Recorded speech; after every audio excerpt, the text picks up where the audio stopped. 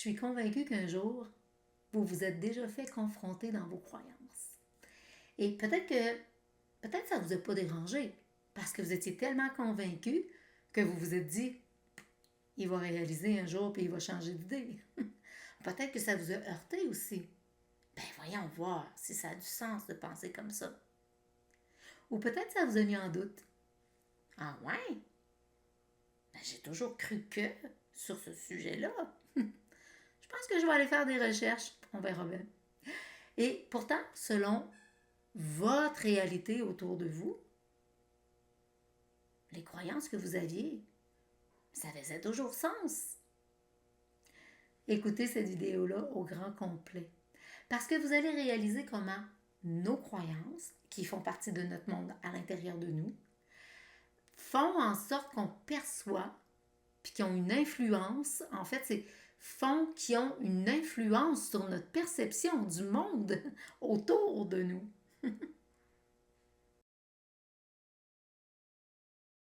Notre perception de la réalité, là, c'est jamais totalement objectif. Jamais. Parce que elle est constamment influencée, filtrée ou déformée, appelez ça comme vous voulez, par nos croyances personnelles qu'on a. Que ce soit au niveau de la moralité, au niveau de la religion, au niveau de la culture, au niveau de la société, peu importe, c'est jamais objectif. Et quand nos croyances, par contre, deviennent convictions, ça devient un problème parce que c'est difficile de voir les choses autrement à ce moment-là.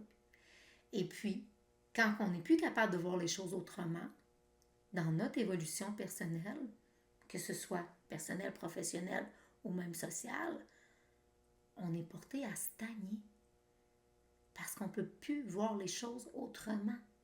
On est trop convaincu. On ne s'ouvre pas à d'autres réalités. Et si vous êtes d'accord avec ça, ben faites-moi un pouce. Si vous n'êtes pas d'accord, expliquez-moi pourquoi. Dernièrement, j'ai fait une vidéo sur le recadrage. Puis le recadrage, le mot le dit de toute façon. Quand on recadre les choses comme un photographe, ben on va changer le focus, on va regarder dans un autre angle pour changer la perspective de ce que l'on voit, la perspective des choses. Et c'est la même chose pour nos croyances. Parce que quand nos croyances sont trop limitantes comme telles, ben elles doivent être recadrées.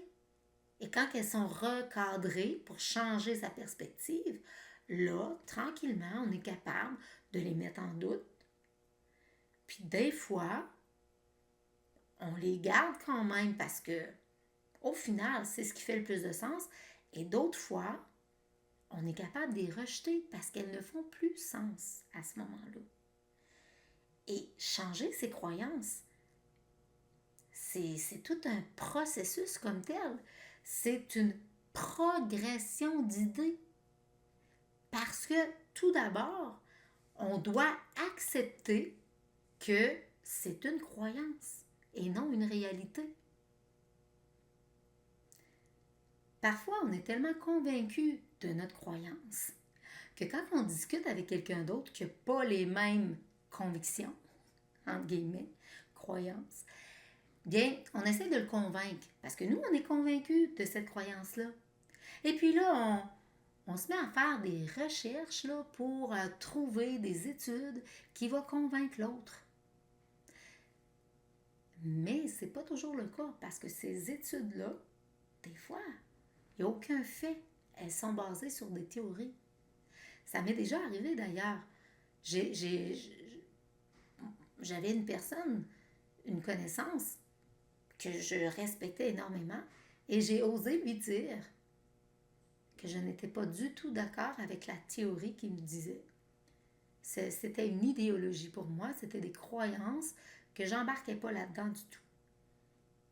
Et il me relançait tout le temps avec des mots, des faits que moi, il ne me convainquait pas du tout. Puis, à un moment donné, il m'envoie une espèce d'étude. J'ai lu ça. Il y a des choses que j'étais d'accord, que je trouvais que c'était une belle théorie, mais il n'y avait rien de vraiment assis assis sur des faits, sur des preuves scientifiques, tout était assis sur des idées, sur des théories. Il n'y avait rien qui me prouvait rien. Alors, j'ai été ouverte à écouter, à lire ce qu'on me disait, mais je suis restée dans mes croyances, dans mes convictions à moi, parce qu'il n'y a rien qui était pour me convaincre. Mais au moins, j'ai été ouverte à d'autres possibilités. Mais moi aussi, j'étais vraiment dans mes convictions. Et il fallait vraiment des preuves très, très fortes pour changer cette croyance-là, que j'ai toujours pas d'ailleurs. Parce que les faits scientifiques disent le contraire. Et je ne vous dis pas de quel sujet il s'agit. C'est trop chaud comme sujet, c'est trop tabou. Alors voilà, pour l'instant, c'était ça. Et c'est OK, les théories. C'est OK tant et aussi longtemps que les théories ou les idéologies font avancer l'évolution du monde pour le meilleur. Imaginez comment serait l'évolution des choses si les chercheurs avaient fait des recherches selon seulement ce qui était convaincu au départ. C'est certain qu'il n'y aura rien qui aurait évolué. Parce que je crois, moi en tout cas, que les convictions, je ne sais pas si un jour ils se seraient rencontrés pour faire en sorte qu'on fasse exploser une croyance. Parce qu'il y a plein de recherches qui auraient été faites dans cette croyance-là, plein d'autres recherches dans l'autre croyance, puis ça aurait été juste un monde parallèle. Et à un moment donné, rien n'aurait pu exploser. Ça aurait été tout le temps des confrontations d'idées. Et c'est là que l'évolution ne pourrait pas se faire. Et là, je parle de l'évolution du monde, mais l'évolution de soi aussi, de rester dans ses convictions, puis de faire des recherches seulement selon ses convictions. On n'évolue pas plus, là. Et les croyances peuvent être tellement limitantes à un moment donné. J'ai même fait une vidéo déjà là-dessus. Je vais vous mettre le lien dans le descriptif. Comment changer ces croyances limitantes. Parce que ça nous limite dans notre évolution personnelle, autant que ça peut limiter dans l'évolution du monde comme tel. Et souvenez-vous, justement, qu'il y a bien des choses qu'on croyait avant que maintenant n'est plus vrai du tout.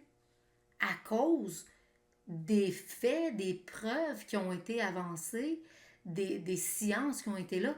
On fait juste penser au microscope. Quand le microscope est arrivé, on a pu prouver la présence de pathogènes pour des maladies comme la tuberculose ou toute autre maladie, là, mais on a pu prouver qu'il y avait la présence de pathogènes. Alors qu'avant le microscope, on se questionnait sur ces maladies-là, puis même dans certaines sociétés, on les associait au grand mal, au mauvais sort, au mauvais esprit. C'était des croyances. Mais l'évolution des choses a fait avancer les idées parce qu'on a pu prouver que ce n'était que des croyances.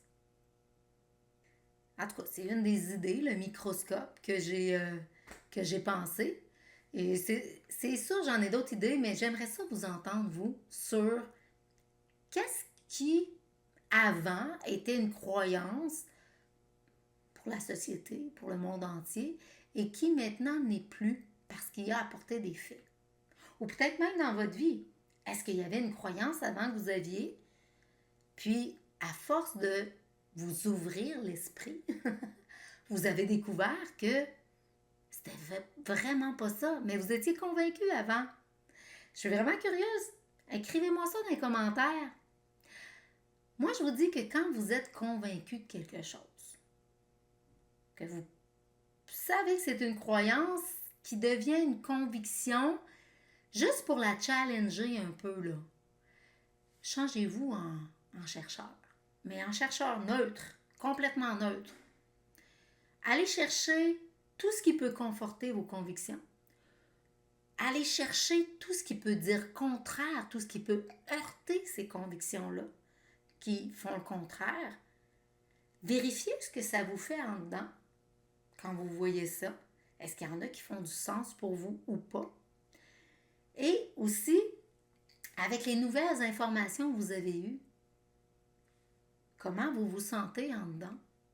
Est-ce que ça commence à faire douter les croyances que vous aviez?